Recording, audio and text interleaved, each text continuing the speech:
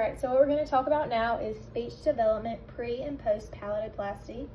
So before the surgery, it's common for children with a cleft palate to have some delays in their speech development. This happens because the opening in the palate makes it hard for them to build up air pressure in their mouths, which is needed to make many speech sounds. You might notice your child making more nasal sounds like m, m, m. They might not use any mouth sounds such as p, b, t, or d.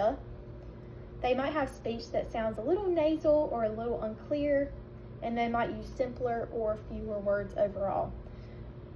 This is normal and expected before surgery. While your child might not be able to make all the right sounds yet, they can still grow in other areas like learning new words, understanding what you say, and communicating through gestures or phrases. So keep talking to your child, playing with the different sounds, and encouraging them to communicate.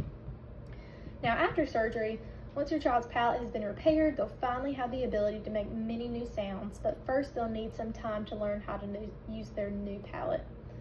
Here's what to expect after surgery. So there's usually a 6-month healing period, also called a grace period. During this time, the palate is recovering and your child is figuring out how to use it for speech. It's completely normal if speech sounds a little bit nasal or unclear right after surgery, but after those first 6 months, you'll likely start to hear some more progress, and your child may begin using those new mouth sounds that I mentioned earlier.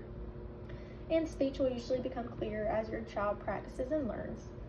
Many children do benefit from speech therapy after surgery. The SLP helps them learn how to make the new sounds correctly and stop using the old habits they may have picked up before the surgery. And here is how parents can help. Number 1 is be patient.